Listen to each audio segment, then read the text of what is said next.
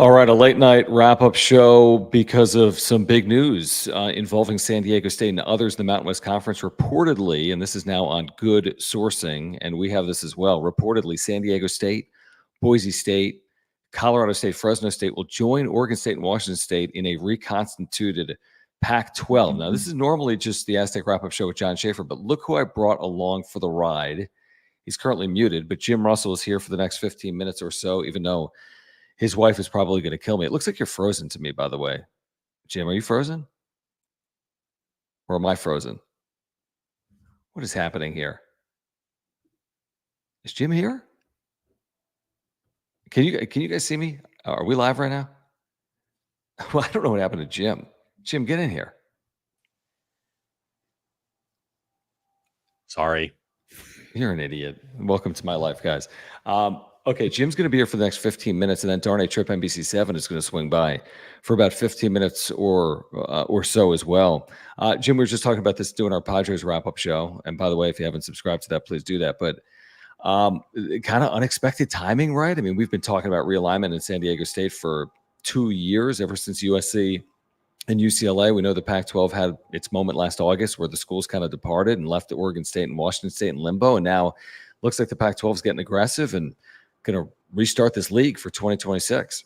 The one thing about college football realignment is it can happen anywhere, anytime, any day, and it will come out of nowhere. Like, you never, in the last 3-4 years, you have never heard rumblings of college football realignment and then it be like dragged out. It like happens quick. And in this case, it happened quick. Ross Dellenger reported it like during the 8th inning of the Padres game, whenever time that was.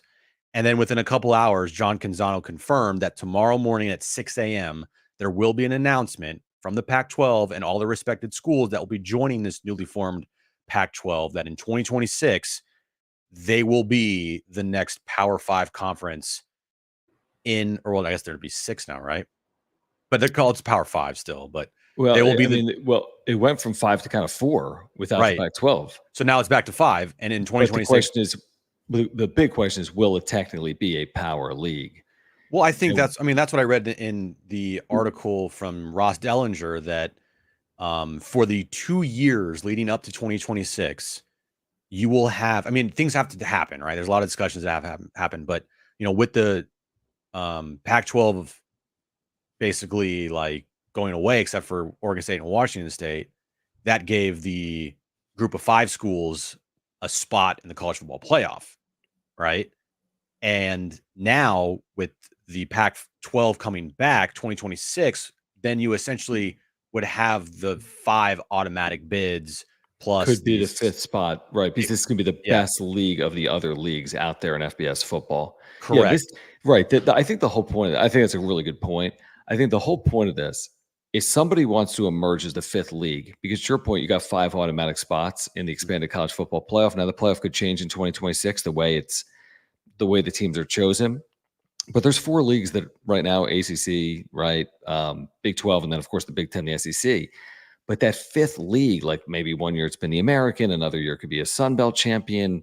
Liberty out of the Conference USA, I think last year was in the New Year's 6, and then of course the Mountain West. But you combine Oregon State, Washington State, Boise State, San Diego State, and now all of a sudden you've separated from the Sun Belt. You've separated from the American. I think the big question right now, Jim, is where do you go from here? Can you peel off Stanford and Cal? If the ACC opens up with Florida State and Clemson, can you go get Stanford, Cal, SMU? Can you peel off Memphis? Do you add basketball-only schools? Can you go get Gonzaga? Can you go get St. Mary's College, the top of the WCC for basketball? Like if you go at Stanford and Cal, and again, that probably only occurs if the ACC quote unquote blows up or is opened up, and then you add Gonzaga as well, like you're cooking. I think if you can add a school like Memphis and or Tulane, you're kind of cooking. What do you make of these 4 being the Mountain West schools? San Diego State and Boise State are no-brainers to continue to advance up the ladder. Colorado State, new facilities. They have their new football stadium. Fresno State, we know in the Central Valley in California has had a successful program. What do you make of it being these 4 schools? I mean, Air Force was out there, UNLV in Las Vegas, playing at Allegiant Stadium. Is that success in football? We know their men's basketball history was out there. What do you make of it being these 4 schools? I mean, if I'm UNLV, I'm like, guys, what the hell, right? Like, huh? What? I mean, if you're talking about facilities, like, we have an NFL stadium we play at, and so, I mean, if I'm UNLV, I'm like, did you guys do this behind my back? Like, what's going on here? And the Mountain West Conference basketball tournament's always held in Las Vegas, at the UNLV arena. I think of the schools that were announced: Boise State, Colorado State, Fresno State, and San Diego State. I think it's the right move. I think those are the teams that, if you're targeting to poach from the Mountain West Conference, those are the teams. When you look at football, most recently, Boise State has had the most success in the Mountain West Conference, right? Fresno State isn't like bums. I mean, they've had success for sure. A lot of success in football. They have a lot of success in football. San Diego State's no brainer with the success of their basketball program and, the football program, where it's heading, and the facilities that San Diego State has at Snapdragon Stadium. It's top notch. It's the best in the Mountain West Conference. And that's, I mean, if you want to say UNLV, but that's not even their stadium. That's the Raiders. They just play there. And then Colorado State, I think, is a good one as well, because this budding rivalry they've created with Colorado, and Colorado being put on the map, so to, with Dion there. And I think, while they might not have had much success recently with basketball and football, it makes sense that you want to have the quadrants, right? You want to have someone from here, here, and you want to have all these teams that line up. And I think it makes sense. And like you said, if you can pull in a Florida State or a Clemson, I mean, those are big time schools. But if you can go big here, and the Pac-12 will want to go big, right? ACC, if you want to go big, you go there. But if you want to bring back some former Pac-12 schools that may have thought they made a mistake, I mean, the Stanford and Cal's, I'm sure, would love to realign themselves back with the Pac-12 conference and not have to travel so far every single day for all of their, athletic programs. Right. I mean, you got to walk before you run. I mean, if Florida State's spending millions of dollars to leave the ACC, they ain't leaving for less money and to go fly across the country to play in a reconstituted Pac-12. But with that being said, if Florida State leaves the ACC, do Stanford and Cal say, what are we doing? Like, I'm assuming Stanford and Cal can't get out, just like Florida State can't get out. But once Florida State opens this thing up, and they'll find a way to do it, I would think. They'll throw every dollar they have at doing it. Again, Stanford and Cal, I mean, they had a chance to stick around with Oregon State and Washington State, and they're like, you know what, we're out. We want the life raft to the ACC and the Power Four. And it probably made sense in that exact moment in time last August. But now you recalibrate it. There should be a strong West Coast league. Now, I could argue the merits of going east with the Memphises and the Tulanes, because I think those are strong programs. I could argue some Texas programs, UTSA in San Antonio, massive market without the NFL, huge football recruiting footprints right in the state of Texas. I mean, that has potential. I mean, you could go really outside the box if you're thinking east with like a University of Connecticut. That's crazy. They're an independent in football. We know what their basketball brand is. That's probably a stretch. You mentioned Gonzaga, right? Yeah, I think Gonzaga and St. Mary's College make a lot of sense on the basketball side. Yeah. Because let's talk about it from a basketball perspective, Jim, for a moment. This isn't about basketball. It's always about football. That's what drives the bus, the money. Yep. But a league that has, Washington State and Oregon State have not been great in men's basketball. Fresno State, it's been forever. Boise State has been very good recently. Colorado State has peaked, right? The David Roddies, the Isaiah Stevens, they've popped up. And then, of course, San Diego State is the perennial power of that group. That's not even close.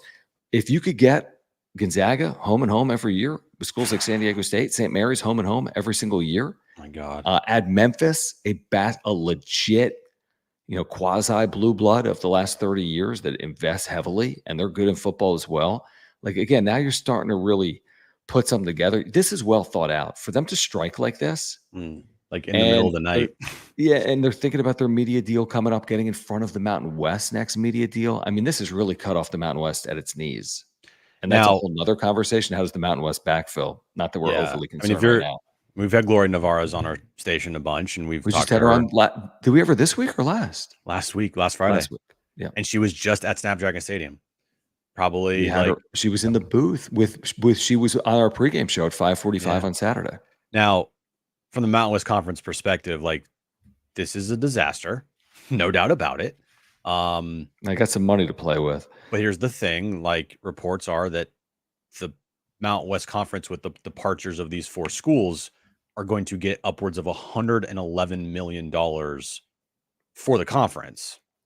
And for them, that's like not chump change. Like, that's a good amount. And going to the future, they just had this. Didn't they just sign a deal with Turner, right? Remind me on that. Who? The Mountain West? Not Turner. Mountain West. True TV. TV. Yeah, that's TV. Turner. No, that's Turner. Turner. Yeah. Yeah. Okay, so you have that, right? I think also the reports are like they could look at bringing FCS teams that are powers in the FCS conference, and bring them into the Mountain West. And I think that would make sense for a Mountain West conference, because there's some power FCS teams that are like really good. North Dakota State they'd be towards the top of the league immediately. North Dakota State just went toe to toe with Colorado. South Dakota State. Idaho just who did they beat? Almost beat Oregon. They beat Wyoming, right? Idaho? Oh, they almost beat Oregon. Oh, they almost beat Oregon. Sorry. Right? Georgia Southern, they just almost beat Boise at Boise. Right? They're FBS already. Oh, sorry, my bad. But you're thinking South Dakota State is a power. I'm thinking about South Dakota State, North Dakota State, and then wherever you want to go after that. But like, here's the thing. Thanks, but peace out, bye. I mean, you can't sit here and feel bad for the Mountain West Conference, because how long have we, John, especially you, and Aztecs fans, been wanting to get into a Power 5 conference forever? And it almost happened a couple of years ago, if not for, actually last year, if not for the incompetence of George Kliavkoff and their disaster to try to find a TV deal. Well, a couple of things, and you're spot on. I mean, if that didn't evaporate the way it did, San Diego State would already be in with Oregon and Washington. Right. And, there's an alternate universe where the Pac-12 still exists, but that's crying over spilled milk. UCLA, or not UCLA. Well, they were gone. They're gone, but they were Oregon, gone. But with Oregon, Washington, Stanford, Cal, Arizona State, Utah, Colorado. But now, Chris Vanini at The Athletic, who we just had on in Las Vegas within the month, right? He says, listen, worth noting, the Pac-12 is not an autonomous conference anymore. They're not technically a power conference. Technically, there would be a group of 6 because the Pac-12 would add now to the Mountain West and the other leagues. But our point is valid. What we said is this 6th league, this new 6th league, the Pac-12 would clearly separate from the other 5 because you're adding in the money of Oregon State and Washington State. The market of Southern California with San Diego State and their resources and revenue are crazy, much higher than a lot of these group of 5 programs. Same thing with Boise State, massive revenues, massive interest. Colorado State just got a new football stadium within the last 5 years, huge revenues. Fresno State's just flat out won, and they're in California. And guess what? There's a ton of people in the Central Valley, and there's nothing really more important than the state of California when it comes to college football. No. I mean, it's right there.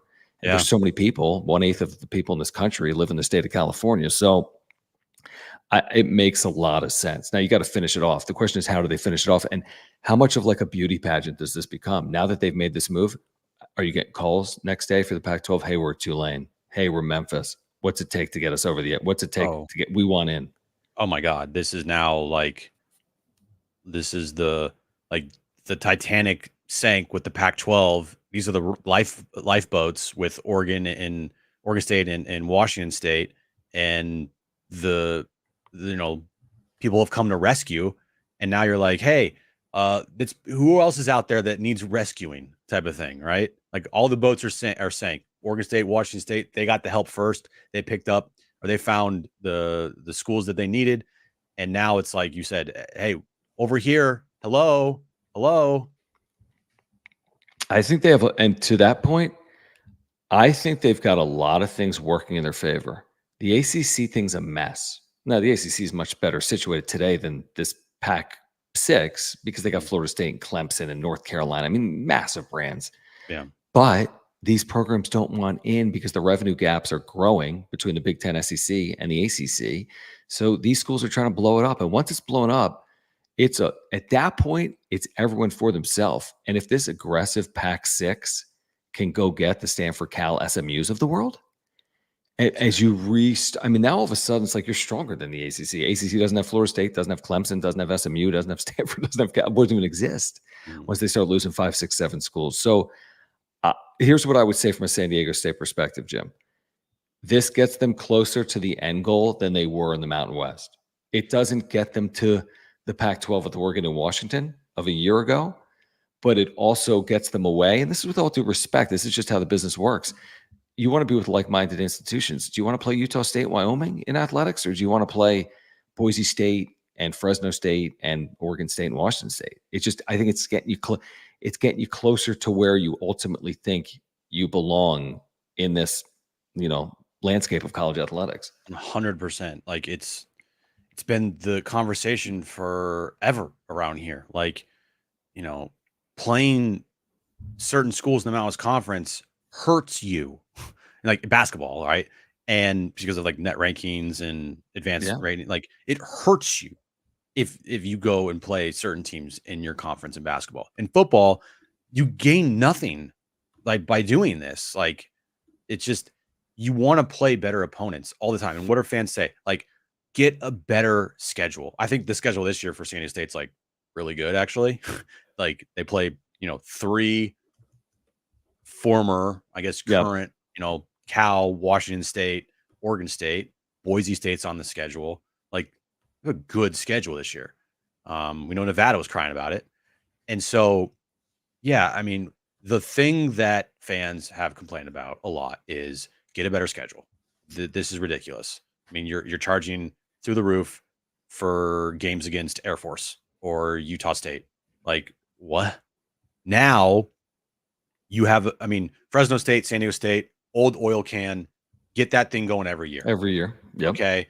You got Oregon State, Washington State, Boise State. Every year. Because there's only going to be 8, 10 schools. You're going to get them every year. And you're going to get at least one non-conference pretty good game scheduled lined up. Yeah. Like they already have Oklahoma coming to town. Missouri. Like you're going to get better opportunities for out-of-conference games just because of your conference alone. And I know that there's now a playoff in college football. And so it's not like you got to be perfect all the time, but still it's going to be way more enticing now for these bigger schools to schedule with a team now in the newly formed Pac-12 than with teams in the Mountain West. Like it just and recruiting is going to help recruiting. It's going to help NIL revenue. I think it's going to help revenue. You don't make a move like this unless you're creating additional revenue, which is additional opportunities for student athletes and additional opportunities to continue to improve your programs. Like, and I don't know what it's going to mean. Like San Diego State right now on TV, and I'm speaking out of turn, but they're in that 6-7 million TV revenue. Power leagues, I think your starting point is more in that 30 range. But if you go from 6 to 7 and you double up, you go to 12 to 15. Yeah. Like that's a big for San Diego State. If you're getting 7 million in TV revenue and you double it to 14, that's massive. Presumably. So here's what Ross Dellenger wrote, final paragraph of his article. In the next 2 years, the Pac-12 champion is not eligible for an automatic qualifying spot as it does not meet the college football playoff conference minimum requirement. However, starting in 2026, the champion of a rebuilt Pac-12 would presumably be eligible to receive an automatic bid.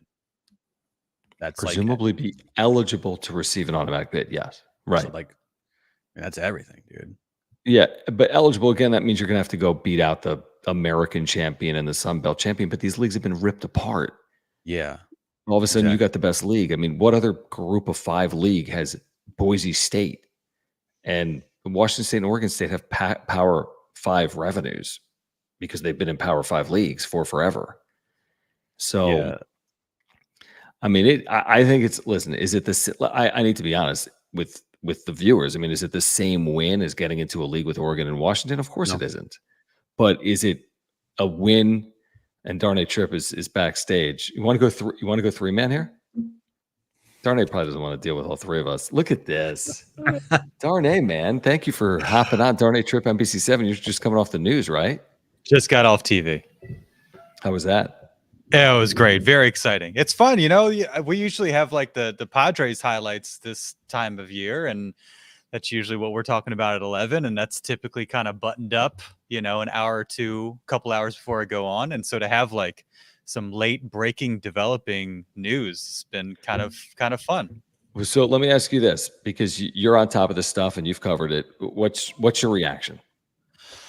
I think it's great. I mean, I think like this need to happen at some point, right? We've all kind of been waiting to figure out what it looks like. And obviously it's not what we had maybe hoped for a couple of years ago after USC and UCLA were leaving. And we figured, okay, you just join what's remaining the Pac-12, or maybe it's a Big 12 type situation. Like that seemed to be kind of like the peak in terms of what the possibilities were. Once that all kind of fell apart, it's just a matter of like, okay, picking up the pieces and figuring out like the best possible outcome given, you know, what happened. And, you know, maybe you wait around and football improves and you're attracted to the Big 12 or something like that. But I think all the while it seemed like something that involved Wazoo, Oregon State, upper crust of the Mountain West, and maybe a few other programs would probably be like the best option or most likely option. And to see it kind of come together and to now have it seem like it's like solid and concrete rather than how it was in the past when we're just kind of getting strung along, I think is encouraging and exciting to maybe have some kind of finality to all this. Do I have to stay? Yes. Yeah, thank you. Jim was great. Jim was super good to have Jim. Jim, thank you. I'll buy you lunch. Sushi. Tell Aaron sorry. Artichoke. It's got to have a roasted artichoke. Get the roasted artichoke roll. You know, an artichoke sushi roll doesn't sound half bad, but I'll leave that up to the imagination. I can't let Jim hop off as soon as I get on without like. I gotta. All right. Let me. What do I want to know from Jim Russell about his? I'm sure you've given your just general impressions about it. He's had some hot takes. Oh, what's the spicy takes? What's the spiciest take? By the way, it's very fitting tonight that I do have a Mountain West Conference Stanley Cup here. Rip Mountain West. I mean, throw a sticker on that thing. Yeah, going out with a bang. I mean, this is a very nice Stanley, by the way. It is really nice. It's really nice. Have you weighed in on what two remaining programs, like what the slot should be? I went big because I saw. You went a little big, and that's I where went a little big. Who did I see? I saw.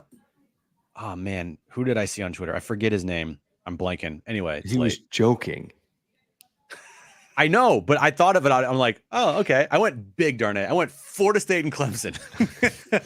You know, I had somebody in the newsroom. I had somebody in the newsroom who's an ACC guy mention Clemson. He's like, they're not. I mean, what are they worth at this point anymore? But the more realistic option is, you know, probably, I mean, not realistic, but hey, bring them back. Cal and Stanford. And I would say SMU, if that happens, just to, again, solidify a West Coast league. Give me Gonzaga for basketball. 100%. And we've been talking Gonzaga and St. Mary's. I'm vibing with you, Jim. Let's do that. Yeah, let's vibing do it. with you. Exactly. Let's get Gonzaga in for hoops only. If there's any interest from them, I think you got to do that. Let's and just I think make you could this thing like I think you overpay for West Coast power. Jim, you get out of here. You got to go. Thank you. You're kicking me out? No, well, you now stay. he wants You to said you were stay. leaving. No, stay. Stay for 5 more minutes. Aaron's already asleep. Stay. I know. But here's what I was going to say about Gonzaga. I think because these Pac-12 schools have this quote unquote war chest, and they're going to pay a lot of it to make this happen. This is going to involve a lot of money, and it's going to be a lot of the Pac-12 money, which is, by the way, money from SC and Oregon and Washington as part of these settlements. I say go overpay for Gonzaga. You know, I'm not saying go crazy, but like if the Big 12 didn't want to give, I'm making it up, you know, $8 or $10 million a year to Gonzaga because they're quote unquote not worth it. They don't play football. Go find a way to make the money work. Because that, you got to think about it from a basketball perspective. I know football drives the bus, but San Diego State's got to be in a league that also includes programs like a Memphis or a Gonzaga or St. Mary's College, because Fresno State, Washington State, Oregon State, let's be honest with each other. These are not exactly basketball powers that are putting you in a position to qualify as an at-large team in the NCAA tournament year in and year out. And let me add, given that I spent 6 years up there, Gonzaga and Washington State didn't play all the time, but when they did, it was a thing.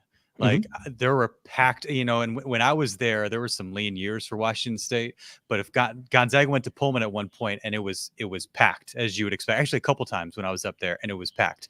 They played in Spokane Arena. They played in the Kennel, I think the year before I got there. Like there's potential with that rivalry there to create some excitement in that area, which doesn't really exist for Gonzaga when their rivals are St. Mary's, UW. It's kind of off and on. So from that standpoint, it could be really cool. Obviously, doesn't impact San Diego State from that standpoint, but San Diego State Gonzaga, as we've seen, an exciting matchup, and you could see that build as well. And whatever money you're paying Gonzaga, like based on their recent track record, they're bringing in like how many millions of dollars every year based on NCAA tournament success. True. And so some of that is being generated, with the assumption that they continue to be a perennial Sweet 16, Final Four type of contender. And like what all of these schools have done, they've created such a prominent programs without having the backing of a Power 5 league. Like San Diego State, John always talks about like their overall record with basketball and football. Like over the last decade, you have Gonzaga, like you said, they've turned into a powerhouse basketball team that makes the Sweet 16 every single year. Like Fresno State's a good football program.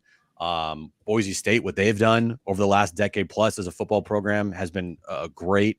And it just, you're creating a conference now where every matchup that you have is a good matchup, and it's a fun, exciting matchup. And like I went to the Oregon State Aztec game last weekend. Wasn't a great game, obviously, but at the same time, just the eye test alone and watching it, you're like, okay, this feels like big boy football. Like you're not facing a Texas A&M Commerce, like you're facing a big boy school, and that would be every single week. And by the way, we talked about it before you came on, Darnay. It brings back the battle for the oil can every single year, which I don't know why it didn't happen in the first place, but like rivalries, like that thing, just every single year. You play Boise State every single year. You play Washington State every year. Oregon State, like it just becomes such a better overall schedule. And I think for Aztecs fans, that's what they've been like upset about, and that's one of their complaints over the last however many years is like, well, get a better schedule. This schedule sucks. Why do I want to go watch Utah State or Air Force? Like, okay, well, that's not going to happen anymore. Yeah. Okay, a couple other things too. Dennis Dodd within the last hour reporting that don't bank on the Stanford Cal because of the whole legal mess of the ACC. And do they really want to play that game 2 games into their tenure? They would probably have to wait for the thing to get blown up by Florida State and Clemson. He also reported, a source tells me the remaining Mountain West Conference teams could just scatter to the 4 wins. I think he's saying like the other group of 5 leagues, as opposed to retrenching, which is really fascinating to me. I would think with the money they're going to get, like Jim talked about earlier, they're going to get $100 million plus. We'll see legally how it's settled, but they're going to get a lot of money.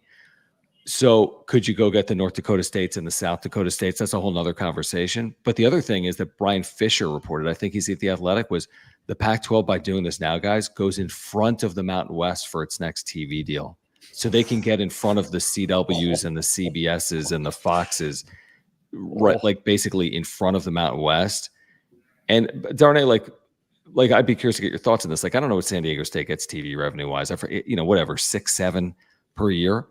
I mean, I would think to do something like this, you got to know that you're kind of doubling up, or like your 6 is turning into 12, or your 7 is turning into 15. Like, I'm very curious to see what's the money, what's the networks, CW, Apple TV, streamers.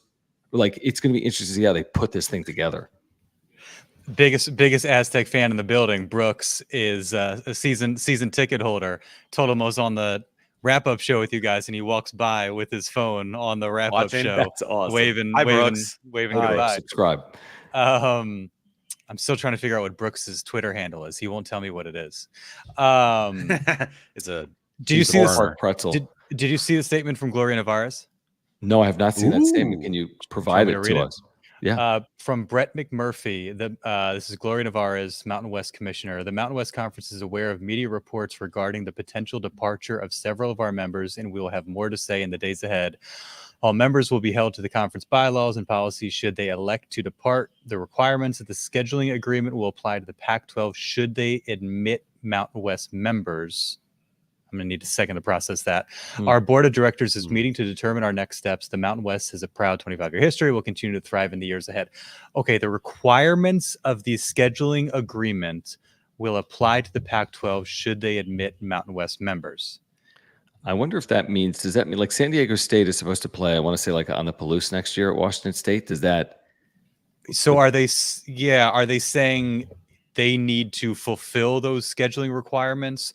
Or is this hinting at what has been reported that scheduling agreement was like there's a contract there, and so they will have to provide some funds to get out of that, which Brett McMurphy had, I think he said like $100 million total is what would be owed based on exit fees and the previous scheduling agreement. So maybe it's both. It's like, hey, maybe there's a way to fill those games. If they don't do that, they're gonna have to pay up.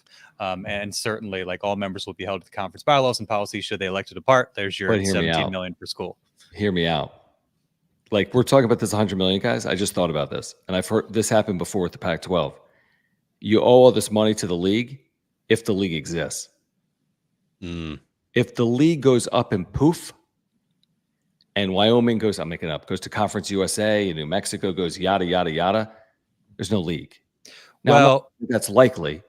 Isn't that essentially what happened to the Pac-12, though, where those schools thought that they could keep all the money that they earned, and then they went to litigation, and the court ruled in favor of WSU and Oregon State?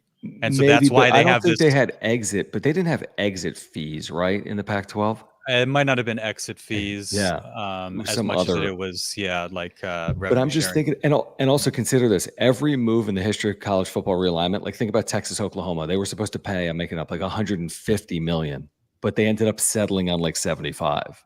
And like the Mountain West schools are supposed to pay X, but will they, through legal maneuvering, pay Y? Yeah, I mean, Are we familiar with the term 4 wins? I haven't heard 4 wins. I'm not. Okay. I think he's just saying they could go to the corners of the earth to go find their new homes. I wonder, though, does the Mountain West keep it together as long as they can to get the money? To get the money, and then it's like whatever happens, happens. But let's not go our separate ways and miss out on the opportunity to collect that 100+ million.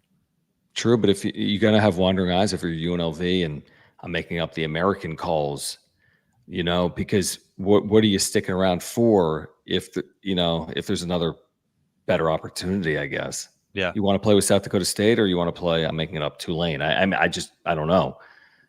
I feel like we need to involve Jim. I feel like we're losing him. Oh, is Jim still here? Hi. Jim, what do you have to say about this? You got into the money things, and I was like, I'm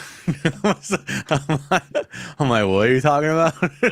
there is sometimes, Darnay, when John does Aaron do your taxes? I'm guessing Aaron's doing your taxes. I'll start talking and it goes over his head. Oh, I somehow do the taxes around here, but that's scary. Definitely getting audited. I will probably be taken away by the IRS very soon. Sometimes John will talk and like we'll have a conversation going, and then he'll just be like, I don't even know, because my brain just can't process it. I'm like, it's just numbers. And like he just goes numbers, and he's like, if the Mountain West Conference did this and they got X from here, and say this and this, and then you get the X money from this school, and then I'm like, huh? Like, it's just, I don't know. I'm trying to think, what are the other angles in the story? I mean, I just think that after San Diego State specifically got so close last year, I think for like an angle that I think Aztecs fans care about is like, we talk a lot about NIL. We talk a lot about Aztec Link, Mesa Foundation. Yeah. It's going to be a coup for that. For that alone, this could be something that really helps those two initiatives. And in the climate of college football and college athletics right now, you got to have a good NIL program. And if you create now this West Coast Conference, new Pac-12 Power 5 quote league here, like recruiting, NIL, sponsorships, endorsements, TV deal, like all of that to me is one of the biggest things about this, because we talk to people from Aztec Link all the time, JR, like it is so vitally important. How many times when we have Sean Lewis on or Brian Dutcher do we talk about Mesa Foundation and Aztec Link? All the time, and now with this happening, 2026 being the first year, and who knows the next 2 years what holds, right? I think this is just a huge thing for NIL for San Diego State.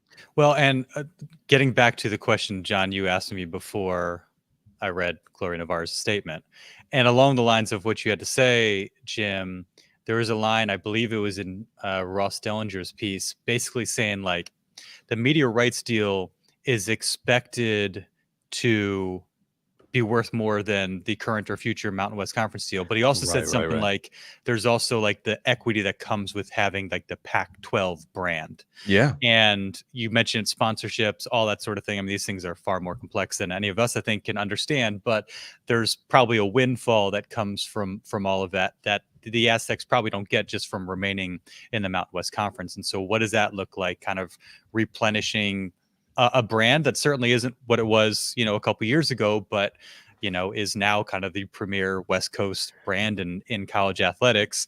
And so if you have that on top of like, I have no idea what I'm very interested to see what kind of the annual payout will be, John, because like what were they looking at for the Pac-12 or the Big 12, like 35 million? Like you're not going to be in that neighborhood. Yeah, maybe even a hair potentially below that, but between like, because remember the first couple of years for a school coming in, oftentimes, even we've seen this play out in the last couple of days in some of the media, some of these schools are coming in at 30%, 50%, 70%, 100%. It plays out over 5 years. But just in terms of like the flat rate, I think the low end of the power is in the 30 range, and the high end of the power is 75 million a year. Dude, I don't think they're getting. No, but I'm saying the Big Ten is in that 75 Can you range. imagine? Hey, the ACC, you're gonna get 75 mil a year, dude. John would be rich. John, the voice. No, of I don't. He would never talk to us ever again. Radio guys. John, oh my gosh. Do you know how much kombucha and how many acai bowls he would have? It'd be insane. I forget what I was going to say. Oh, you know what I was going to say real quick? I think this is a big win for Oregon State and Washington State in terms of putting their foot down, saying, you know what? Gosh darn it, we're gonna rebuild a West Coast league. When all this craziness is occurring with Stanford playing Wake Forest, and with all the expansion and realignment and the way this has played out, and there's been so much movement across all leagues over the last 4 or 5 years since Texas and OU, this is like, listen, it might not be what we once had, but it's better than the alternative, which is like these bizarre leagues that make absolutely no sense, that are spread across the country, that are completely driven by football, that are only based on money. This actually makes regional and logical sense. The 6 schools are like, I think I read in John Canzano, or someone said it, they're kind of like aligned, like-minded, and actually makes sense. Yeah. San Diego State or Fresno State are both in the state system, CSU. Colorado State is a really good academic school, by the way, and is invested and has resources and has built a football stadium like San Diego State. We know Boise State speaks for itself with football. Washington State and Oregon State are invested.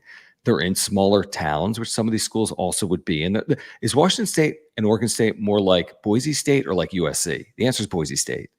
They're not like SC. They're not like UCLA. They were paired together for 100 years, but it was a different world 100 years ago. So in this current climate moving forward, I think these 6 schools make a lot more sense than a school in Corvallis playing with a school in the second market in the country in Los Angeles. Well, the other thing too, like, again, having worked up there, is like Pullman's population is whatever it is. Sure.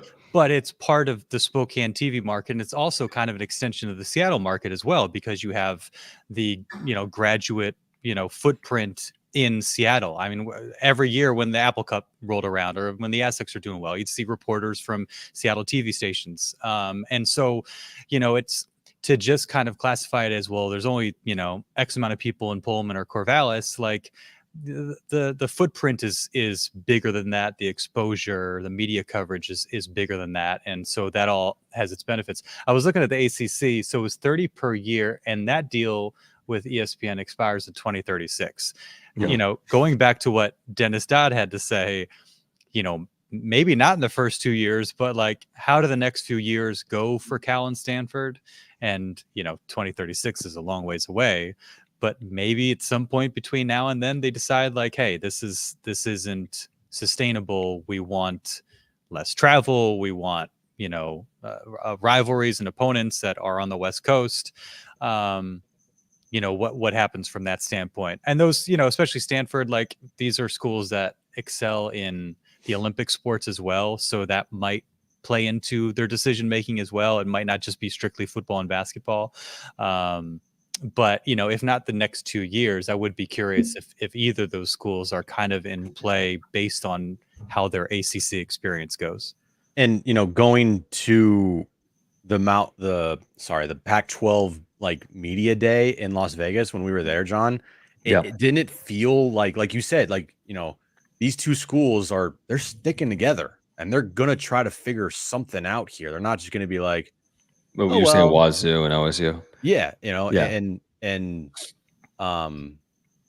Now taking the teams from the Mountain West that they did, it just like, yeah, they really put their foot in the ground, put their stake in the ground and said like the Pac-12 brand is a brand that in the Ross Dellenger piece is mentioned how they say like, this is a brand that has so much history to it.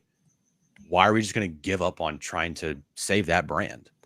Consider this too, guys. And I don't want to I don't care about keeping Jim because I'll bother Jim every day of the week. And we're like brothers, kind of in a weird way, but not really. But I'm saying I can bother him because we work together constantly. So we don't need to do this for more than another handful of minutes, but consider this. Mark Ziegler, did we have Mark on yesterday, Jim? We had Mark on yesterday because he wrote in the UT within the last 48 hours. He had written, Darnay, that increasingly Gloria Navarro is aware the only way to keep, I'm paraphrasing now, but the way to keep the Mountain West together was you were going to have to up the ante for the top of the league. You were going to have to go unequal revenue. That for Boise State and San Diego State to maintain to stay in the league, they're going to need more money than Wyoming and Utah State. And when you consider that, also consider this. San Diego State opposed 20 league games in basketball. The league went to 20 league games in basketball. San Diego State opposed Boise State getting additional TV revenue. Boise State continued to get additional TV revenue. Like, it's not like San Diego State has been able to really use their, prestige or power or revenues or market to get the Mountain West more favorable conditions, like Gonzaga has been able to do in the WCC. And I'm not saying that played a role at all. I'm just saying consider that San Diego State should not be getting the same television revenue as Utah State, just like UCLA shouldn't have gotten the same television revenue as Oregon State, and just like Florida State shouldn't get the same as BC or whatever. And that's how these fractures occur. Again, I'm speaking out of turn, but I'm just theorizing on it. And I think San Diego State probably sees their market conditions at a lot more than $6 or $7 million in annual TV revenue. And at the end of the day, they're probably going to be right. Yeah. And like, even projecting like way down the road too, like this, they're better positioned to be a have instead of a have not because of a move like this. And, all the doomsday scenarios with college athletics where like the FBS or the Power Five break away and form their own thing. And they, the group of five is a lower level or however you think it might shake out. Like, they're better positioned to be like with the big boys, so to speak, I would think, after a move like this than if they remained in the Mountain West. And with just like, with there being more and more separation between like group of five, Power Five, and everybody else, like they're close to playing, in that same schoolyard with those Big Ten, SEC programs, certainly not exact same footing, but like closer to like kind of a Big 12 type of arrangement, So I think anything that kind of gets you closer to that neighborhood and that part of the conversation is a step in the right direction. And then I think like what they do with those final 2 spots, I think is crucial, because I think from just kind of a national landscape standpoint, if you're in more time zones, if you're poaching programs that maybe have a little bit more cachet than just saying, well, all we have available to us are like 2 more Mountain West programs, like I wouldn't necessarily want to see them go down that road. Like the bigger you can get, the broader you can get, more national appeal, I think that's going to position you better than just coming away with 6 Mountain West plus the remaining Pac-2. So if last year, when San Diego State was literally signed, sealed, delivered, ready to join the Pac-12, and then everything kind of crumbled because George Klokhoff is a moron, and the what's his name? You don't know the bit? He knows the bit. I don't know the bit. No, Jim does that. George Klokhoff. It's like, who knows? It's whatever. I mean, the guy ruined the Pac-12. Anyway. Well, he and Larry Scott. Don't let Larry Scott off the. Oh, no, I know. Larry Scott for sure. Let's go. Larry Scott, then George Klokhoff. But that's so funny, isn't it? Anyway, for that day to happen, and the disappointment, obviously, with San Diego State and from San Diego State and JD Wicker and the entire athletic program, like, we were this close to being in, right? Do you guys think this is the best, as soon as this happened, I mean, just a year later, do you guys think this is the best possible outcome that San Diego State could have had after that day? In the short term, the answer is yes. I think it was more pipier of a dream. Nobody's ever said that. You just start saying the ACC is going to need more Western footprint because of Cal and Stanford. It might be true one day, but it's not tomorrow, because you're waiting on Florida State and Clemson, and you're waiting on the future of the playoff and what. I mean, it wasn't happening tomorrow. They were well positioned a year ago, and now today it's like you got to go create your opportunity, because there's only 4 power leagues left. The Big 12 wasn't coming calling tomorrow. They're at 16. It makes sense. Like, they're not all of a sudden adding a 17th and it's San Diego State tomorrow, right? Presumably. ACC is not all of a sudden adding a school to go along with SMU, Cal, and Stanford. They could have already done it. But hear me out real quick, and then I want, Darnay, you can react to that question from Jim. I think it's a good question. But hear me out for home schedule for San Diego State, because they build this gorgeous stadium, hundreds of millions of dollars, bonds to pay off, trying to fill the stadium. But think about this in the future, because in an 8-team league, Boise State at home, let's just, like, this could be a year. Boise State at home, Oregon State at home, Fresno State at home. Let's say the next 2 schools are Memphis and Tulane. I'm just making it up. So say Memphis at home. They have Missouri and Oklahoma on future schedules. Missouri multiple times at home and Oklahoma once. So give me Missouri, and then FCS, which every team in America is playing. So Oregon State, Boise State, Fresno State, Memphis, Missouri 1 year is very conceivable for San Diego State this decade. That changes the calculus on selling tickets, on leveraging the stadium, on creating revenue. That's better, to Jim's point. Mm-hmm. And this is with all due respect. I mean, it's not Utah State's fault that they don't resonate in San Diego the way that Fresno State would or Boise State does. But it's just a better math equation from a revenue perspective if you're the people in charge of San Diego State athletics and revenue. Yeah, and I think I agree with what you said. In the short term, this seems like the best possible outcome. There was always kind of the pipe dream, like you said, of an ACC or maybe the Big 12 coming around in a couple years. But that's kind of just like an outside hope, right? Whereas this seemed like a real kind of possibility, and obviously it came to fruition. The other thing too, and probably like the most important thing that they need to button up, and I think how they fill out those final 2 spots will have some influence. Is you want to have that automatic spot in the playoff, right? You don't necessarily want to be in the group of 5 scenario where you're competing against all those teams from all those conferences.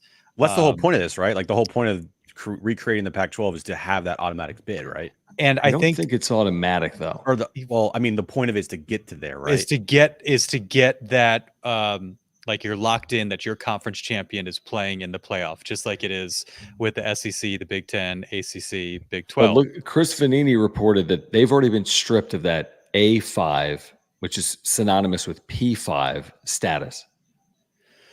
Right. Who was I reading? I was reading the Ross Dellenger thing. Well, he was saying they'll be eligible. That's what I'm saying. But they would still have to be the best team in the best league outside of the Power 4. But by schedule alone, they would. Yeah, If- that's my theory. That's my Yeah. theory. Yeah. What I thought I read something that suggested like maybe there's a possibility to Maybe. get that designation back, Maybe. where the conference championship has an automatic seat in the college football And playoff.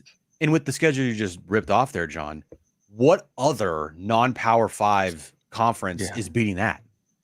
None. Nobody, not even close. So it's like What- it's like a technicality, right? They're not officially an automatic bid, but I mean, come on, no one's beating that schedule. Whoever comes out of that with a conference Or championship. 11-1 record, But right? then Right. what you're fighting against though is the third or fourth best team in the SEC, the third or fourth best team in the Big Ten. Do they feel they're more deserving of that spot? Do they feel like they're going to be better in a given year than the best team in a rebuild Pac-12? But are we still going to have a playoff in 2026 that guarantees 5 conference champions? Because right now there's 5, which means the group of 5 is one of the 5. If it remains 5, then the Pac-12 can be that quote unquote 5th. So it doesn't matter if Penn State goes 8-4 and doesn't win the Big Ten. If 11-1 San Diego State comes out of the 5th best league, they get the automatic over any at large, right? Yeah, but I mean, you would still want to just have to win your league rather than win every other league, essentially. Yeah, I agree with that. You know, and so yeah, I don't know how it would play out. I don't know if it would the 5 would now include a rebuild Pac-12 and then a group of 5, the highest ranked group of 5 champion. But to me, that's like one of the top things that needs to kind of be buttoned up and settled and work towards. And, you know, how much does how you fill out those last 2 spots influence your ability to have that, you know, seat at the table? Do you guys want to stay until 6 a.m.? I'm gotta go. Bye. Darnay, I'm you not got it. I'm not gonna be up at 6 a.m. So Should we end this, or is there anything else, Darnay, you want to talk to me about? and I if we had tweet deck, Darnay, then we could just schedule tweets Oh for my 6 a.m. gosh. and it would be fine. But like, what if something happened and it didn't happen, and then Jim Russell has like this big tweet with like a GIF and all these emojis and stuff, and it's like right after a tweet from Brett McMurphy that says the decision's on hold, won't be official until January or something like that. You know what's funny, real quick, is Well, what's that? I was gonna say San Diego State's gonna come out with a statement, and all I would do is just like retweet it anyway. So Do you John- remember the? John, you're going to set an alarm. Oh, I'll be up. Come on, I'm not sleeping. You're not going to sleep. I mean, I'm gonna sleep, but I'll be up. I know how I work with like adrenaline, and I'll know I'll be up. So you won't have to set an alarm? No, probably not. Really? What time do you think you'll wake up without an alarm? Well, I normally get up to use the restroom Oh, yeah. in the like late middle of the night. Like I'm usually like I'll do like a 5:35 restroom and then get back in bed till 6:45. he's got to get all the like crazy toxins that he. I gotta get my drinks out of his toxins for system. my water out of. Yeah. That's a whole nother thing. I think I'll probably have to set an alarm, but I think Laura's going to be really pissed off at me when that alarm goes off at 5:59. Oh, I'm sure she'll be very pissed. Yeah, and Jim's rightly not. so. Jim is gonna wake up at noon and be like, "Wait, what happened?" Huh?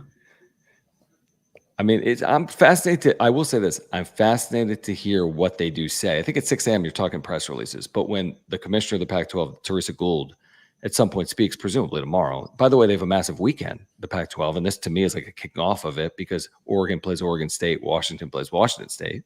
And So that- SDSU plays Cal, future conference rivals. There you go. There you go. Yes. But I'm curious to hear when Teresa meets with the media, what she says about their plans, their aggressiveness, how they're going to approach it, their television concepts, you know, like all these things that we're kind of theorizing on. It'll be like, how quickly do they strike with members 7, 8? Do they go beyond 8? I'm thinking, we and Jim talked about this right before you hopped on. Are they getting calls come tomorrow from the Memphises and the Tulanes? Are people having wandering eyes like, hey, I'm looking for that life raft to the top of group of 5 or the bottom of Power 5, and Yeah. it's better. It's better than where I'm sitting currently. Yeah. Yeah. Where's the press conference going to be at SDSU tomorrow? I've received no word on any press conference at San Diego State. Do you know what time it is? Well, I'm talking to Sean Lewis at 11:30 in the morning with Rich For the for his coaches coach's show because we'll tape it behind the curtain. All I know is, JD has said recently, not recently, but like, it's not a big press conference unless I'm there with the back of my head showing. So True. like, whenever there is a press conference, I guess I have to show up to make I hope JD it's at like happy. 8 a.m. so that you have to be there bright and early. Yeah, no shot then. Okay, one last question. Yeah. And this doesn't require a long answer.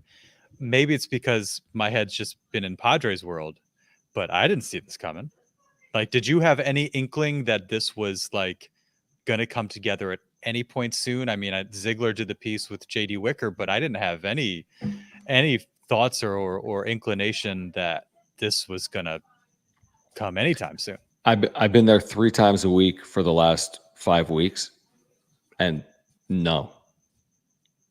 I've been there for not 3 times a week for the last weeks, and I would say no. I watched the San Diego State Oregon State game from my living room, and I'd say no. Yeah, no. I mean, but real quick on that, like these things occur at such a high level, Yeah. that I think typically even within a university, you have like members of a board, a When's the president, last- and athletic. I mean, you're talking 3 or 4 people per university. You might know. I mean, it's not. I don't think it's dozens of people that would be aware. I don't think it's administrators typically, because I think things are fluid and things can change. With the last round of college football realignment, with the SEC expanding Texas, obviously, like the Big Ten, and then now with this, and then the dissolve of the Pac-12. Did anybody see those things coming when they happened? Probably not. To Texas, remember the Texas Oklahoma to the SEC was broken by the Texas A&M beat reporter, because Texas A&M caught wind and they were mad about being back in the same league with Texas. And they were like threatening litigation. So the way that story came out was Texas A&M's beat writer got the heads up, like, yo, make this to be a big deal, that this ain't like we're voting against this. They were the only naysayer. They eventually overcame that because they had to.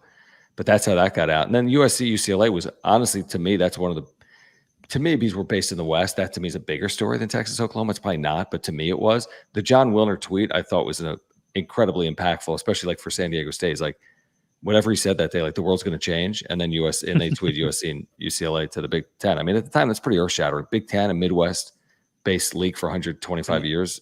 And once these reports come out, usually within like 24 hours, you get like the movement. You get the press releases, you get the press conferences, you get the interviews, you get everything pretty much finalized within 24 hours of these reports. And especially when you have this many reports of people coming out and saying things, it's like, okay, this is happening tomorrow morning, bright and early, 6 a.m. We're not waiting any longer.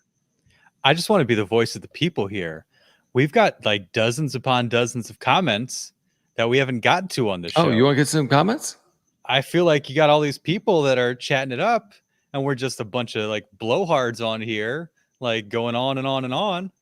Like, we got hundreds. What are the people comments? And what do the people have to say about this? Darnay, see, when we do a wrap-up show, we don't pay hard to to like. No, we do. It's hard though. Sometimes we're like, okay, we got to focus on the chat and things like that. And let's go. Let's go, Larry Joe. Yes. Yeah. By the way, hear from the Larry Joes of the world. And I also want to give a quick shout out to Darnay, because for those of you that might be here and haven't followed Darnay's work, because a lot of people follow me and Jim. Some people aren't familiar with Jim on this channel, but Darnay Tripp, NBC7, follow him. I don't know where you are, Darnay. It's like a historic moment on like YouTube channel that we're doing. And if you watch an On Fryer podcast live stream on YouTube, you don't have to give us money to have your comments read. Unlike the wrap-up show, we will read your comments. You're talking about the Padres wrap-up show. This channel, I don't do supers by and large. I'm saying, but in terms of the Padres wrap-up show, you have to put up. You're not allowed to criticize our channel in an effort to increase your channel. Yeah, so don't watch them. Don't listen to them. You're an asshole. Whatever. You guys have like 14 episodes a week. Can we get like one episode in there? You know what I mean? Well, here's the thing, Darnay. When we have so many people watching us as we do, and so many people in the chat as we do, it's hard to get to everybody's comment because the chat's just rolling, bro. If you get tired of being ignored, Thursdays on the NBC7 YouTube channel, yeah, they'll see your comment free of charge. Oh, they'll see it. I'm just scrolling to the top. I'll try to get to a few. I know Clint's an Oregon State fan. He's been here supporting the channel here tonight. This Q laughs saying UNLV and Air Force. I will say this: we talked about this earlier, Darnay, a little bit. Like Could you consider Air Force as a national brand over Colorado State? Could you have considered UNLV over Fresno State? I mean, I think maybe it's I you could can make see the argument. I could see UNLV, but I don't know if Air Force does anything for me, especially when you factor in like style of play. They're not going to do anything for you basketball wise, you know. So I would, and like, I don't know. We talked about this. Before I leave, by the way, You're not leaving. You're not leaving, so shut up. I mean, this brings back Pac-12 After Dark. I mean, this is what we were True. all wanting. They should lean into that. Pac-12 After Dark, that needs to be like a lean part into of that, this man. conference. The slogans, Pac-12 After Dark, because I mean, it's just amazing content all the time. I think this is a great question, not necessarily for Aztec fans, but what does the Mountain West do? What's their next move? I've been very impressed by Gloria Navarez. I think she's very smart. I think she's been very good, but I don't know what they do. I'm thinking it's like Pocket the money. Pocket the money. Go to Vegas. Yeah. Nick Miller says he's a happy Washington State fan. You covered WSU. Yeah, go Cougs. Let's go. Clint saying back to Pac. Oh, this will be interesting in the future. Does the Holiday Bowl remain aligned with the Pac-12 is a fascinating question. That's a fascinating question. I love that. I would think so. That'd be amazing. Now, this is also a good point. Holiday Bowl typically hasn't wanted San Diego State because they're trying to sell hotel rooms. SDSU's been at one time in the history of the bowl. Hey, be part of the Holiday Bowl, but with the understanding that they're probably never going to pick the Aztecs. No. It'd be sweet to have the Aztecs in the Holiday Bowl. And if the Aztecs are good enough, like then hopefully they go to a different, I don't know, like a really good bowl. I mean, you can. Holiday Bowl's a pretty good bowl. It's I like the Holiday Bowl a lot. Yeah. What about this idea, guys? That this unravels before it happens. Ooh.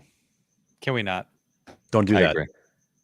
We just spent an hour together at 11 p.m. on a Wednesday night. Oh, wait, Wednesday? Yeah, Wednesday night.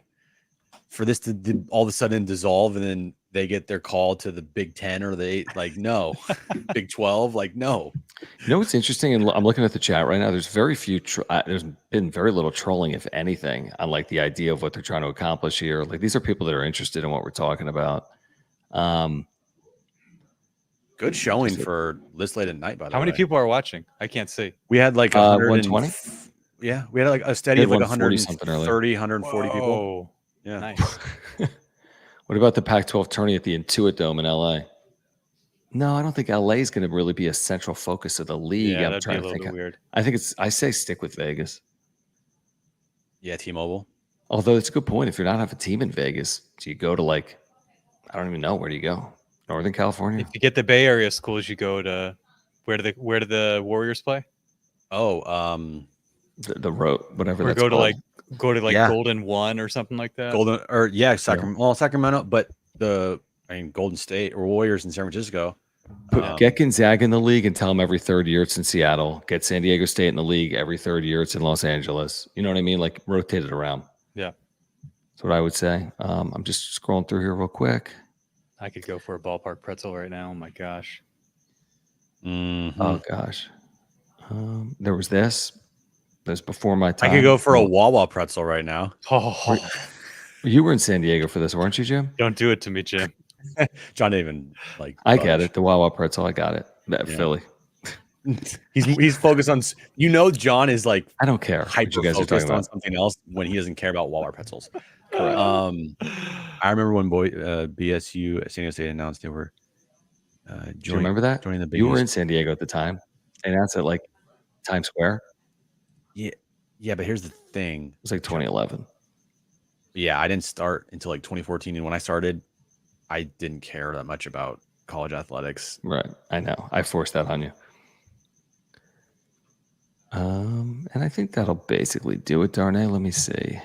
Well, college football, college basketball, they were with Fisher making those years were good. Anyway, whatever. I'm losing it. I think it's been lost, Jim.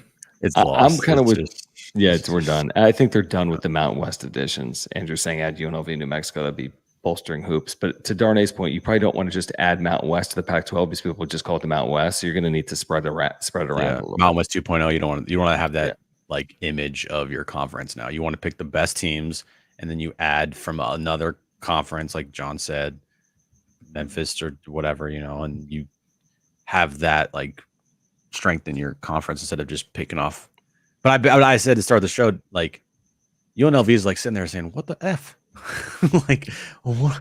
Well, I mean, from the standpoint of UNLV, I'm trying to think of like who else would be in those conversations. Like, Utah State's done some good things, New Mexico, Nevada, but like UNLV seems like the one that was like potential Big 12, potential Pac-12, like being involved in some of these discussions. They have the facility. They have the market. They have the basketball program as far as like their history goes. Like, I mean, yeah, if I'm UNLV, I'm like, it'd be a bummer. Yeah. We're not in. But I mean, not having Vegas as a destination for the conference tournament, I mean, that, wherever they go, I'm sure Aztec fans will travel. It became such a thing. It's an easy trip. It's drivable or an easy flight, and there's the tradition of it. So where they take that will be interesting, because that's been an advantage for Brian Dutcher and the guys. Okay, I'm out. Peace. Where are you going? Who's in the background there? I'm going to bed. Whose fan is squeaking in the background? I have a cricket that lives in my home. Oh, it's a cricket. Yeah. Bye. I'm just curious. Darnay, are you leaving? Bye. Do you want me to stay? I would like. I'm just trying to. Well, just give me 1 minute here. Okay. I'll give you okay. How about this? I have a developing story as Jim rolls out. I have it from a good source that there will be a press conference at San Diego State tomorrow. Is it Rich Orenberger? What? Oh, Jim came back. What did you say? Are you watching TV back there? Who's I have it on good authority. There'll be a press conference tomorrow. What time? I don't. I put it in the chat. Put it in the chat. Text me. I will. So we'll have representation, and we will be covering it. You need to let me know. NBC7, they don't need to cover it. Do you know where? At freaking in TJ. I mean, at San Diego State. Will this be before or after the coaches show? I think this is gonna be before the coaches show. Oh, I gotta go to bed, dude. Put it in the chat.